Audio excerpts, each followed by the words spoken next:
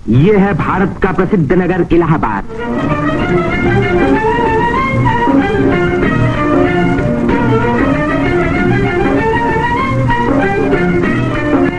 यहीं पहल उत्तर प्रदेश में एक विश्वविद्यालय की स्थापना हुई। इसी वजह से ये नगर उत्तर प्रदेश की शिक्षा और सभ्यता का केंद्र माना जाता है।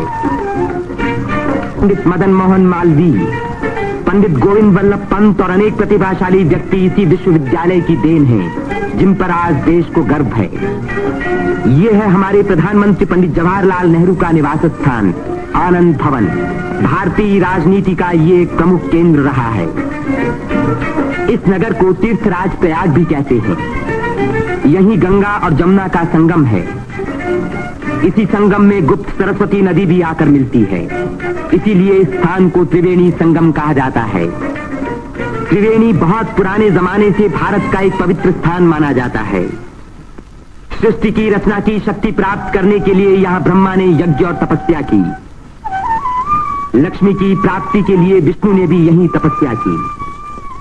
यहीं स्नान करके भगवान शंकर ने त्रिपुर राक्षस के वध करने की शक्ति प्राप्त की और यहाँ महात्मा बुद्ध ने संसार को सत्य का संदेश भी सुनाया। समुद्र मंथन के बाद जयंत के अमृत का घड़ा लेकर जाते समय एक अमृत कण छलक कर यहाँ गिरा और तभी से इस स्थान पर कुंभ मेले का महान पर्व आरंभ हुआ। इस वर्ष भारत का सबसे बड़ा कुंभ मेला इसी स्थान पर हुआ। इस मेले में लगभग 1 करोड़ व्यक्ति त्रिवेणी में स्नान करने के लिए आए।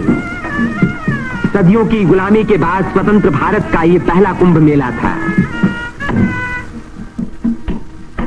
त्रिवेणी में स्नान करके तन, मन और आत्मा को शुद्ध करने के लिए ही यात्रियां आते हैं। योगी और सन्यासी, गरीब और अमीर सभी प्रकार के लोग यहाँ इकट्ठे होते हैं।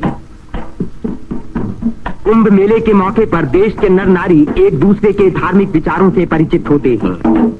धार्मिक संस्थाएं योगी और सन्यासी यौगिक क्रियाओं को दिखाते हैं।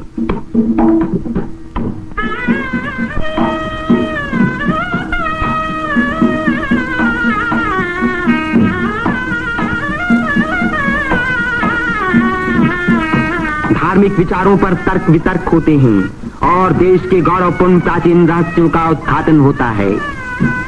यहाँ के सुंदर दृश्य प्राचीन भारत की महत्ता की याद दिलाते हैं।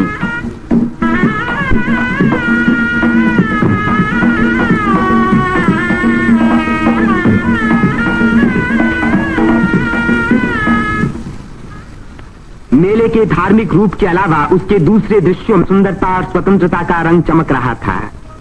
रंग बिरंगी चूड़ियां, देवी देवताओं की मनमोहिनी मूर्तियां,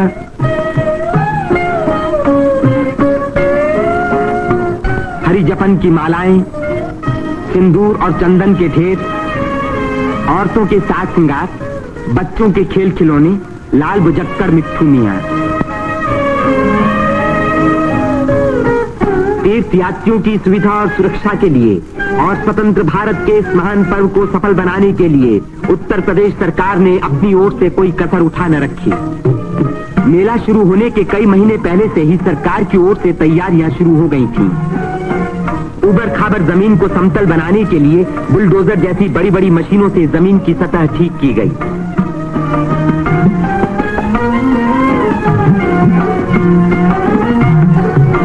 गंगा जी ने अपना किनारा 15 से 30 फुट गहरा काट दिया था, जिसके कारण यहाँ स्नान करना असंभव था।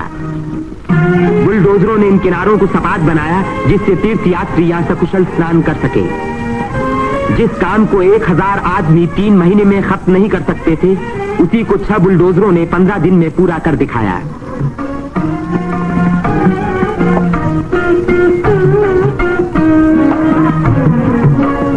फौजी इंजीनियरों ने सड़कों पर बिछी रेलवे लाइनों के ऊपर पुल बनाने में बड़ी मदद की।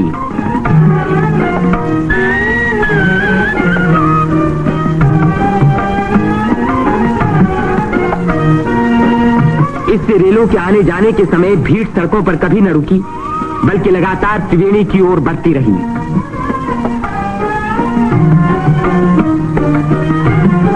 जगह की कमी के कारण ज्यादा लोगों के रहने का इंतजाम गंगा के पूर्वी तट पर झूसी की ओर किया गया। वहां से शेष मेले तक आने के लिए भारतीय सैनिकों और उत्तर प्रदेश सरकार के सार्वजनिक निर्माण विभाग ने पीपों के 6 पुल बनाए। कुंभ मेले के इतिहास में ये पहला मौका था जबकि यहाँ बिजली लगी। 1000 बिजली के खंभे लगाए गए, जिनके लिए 160 मील से अधिक लंबी तार लाइन इस्तेमाल हुई। उत्तर प्रदेश के स्वास्थ्य विभाग ने यहाँ सफाई का बड़ा अच्छा बंदोबस्त किया। चारों तरफ मशीनों से लगभग 250 मन डीडीटी का भारी छिड़काव किया, जिसके कारण मेले में मच्छरों व मक्खियों का नामो निशान बाकी न रहा। मेले के आरंभ से ही सरकार ने हैजे के टीके लगवाने का प्रबंध किया। यात्रियों को सलाह दी गई कि वे मेला क्षेत्र में आने से पहले टीके लगवा लें। कदाचित इसी व्यवस्था के कारण मेले के मौके पर कोई भी रोग नहीं फैला। इतनी भारी भीड़ भाड़ के मौके पर आमतौर से दुर्घटनाएं हो जाया करती हैं। इन दुर्घटनाओं का सामना करने के लिए उत्तर प्रदेश सरकार ने चिकित्सा एवं स्वास्थ्य विभाग की एम्बुलेंस गाड़ियों से घायल और बीमार यात्रियों को तुरंत अस्पताल पहुंचाने का पूरा प्रबंध किया। 9 अस्थायी अस्पताल डेरों में खोले गए, जिनमें 228 रोगियों को रखने का इंतजाम था। गरीब रोगियों को खाना मुफ्त में दिया गया। राशनिंग विभाग ने यात्रियों की सुविधा के लिए यह आटा, शक्कर, मिट्टी का तेल और अन्य जरूरी सामान का भारी स्टॉक जमा किया, जिससे इन चीजों की कीमतें न बढ़ पाईं। इसी प्रबंध के कारण हर व्यक्ति को सस्ते मूल्य पर अपनी इच्छा का खाना मिल सका।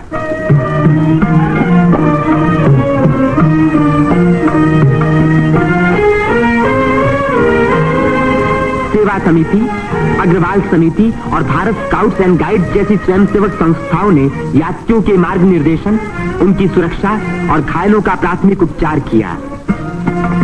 पुलिस यात्रियों के संचालन का कार्य करती रही। आने जाने के लिए अलग रास्ते रखे गए। भीड़ को काबू में रखने के लिए चलते फिरते वायरलेस सेटों का इस्तेमाल किया गया।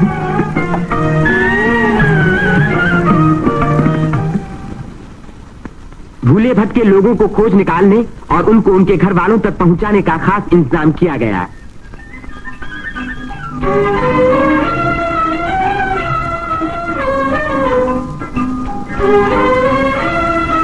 मेले में लाउड स्पीकरों का एक जाल बिछा दिया गया, जिससे भटके हुए लोगों का नाम पुकार पुकार कर उनको एक स्थान पर इकट्ठा किया गया। मेले के आरंभ होते ही उत्तर प्रदेश के मुख्यमंत्री पंडित गोविंद वल्लभ पंत ने मेले के बंदोबस्त का मुआयना किया। इस तीर्थ स्थान पर जमा हुए लाखों मेहमानों के सुख सुविधा की उन्हें बड़ी चिंता थी।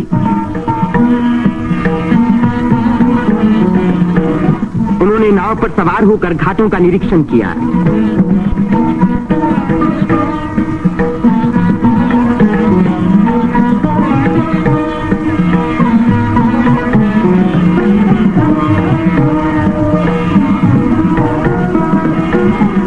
उन्होंने पीपे के पुलों को भी देखा।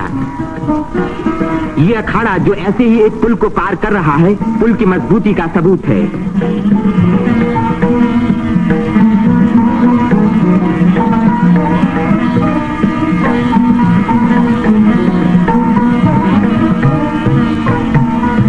हमारे प्रधानमंत्री पंडित जवाहरलाल नेहरू ने भी मेले के इंतजाम का निरीक्षण किया। वे सड़कों पर घूमे और पुलों पर भी गए।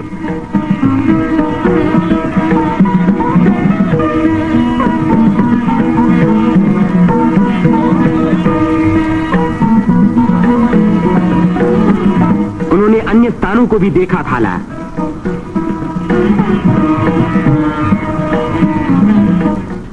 भारत के अन्य लाखों व्यक्तियों की भांति हमारे राष्ट्रपति श्री राजेंद्र प्रसाद ने भी त्रिवेणी में स्नान किया। इस दिन अपार जन समूह यहाँ इकट्ठा था।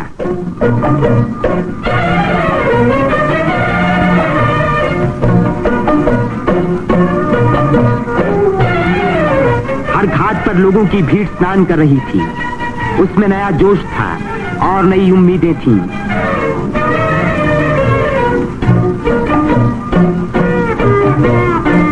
ये दृश्य जाहिर कर रहा था कि इस भीड़ की महान रचनात्मक शक्ति के कारण देश का भविष्य उज्जवल है।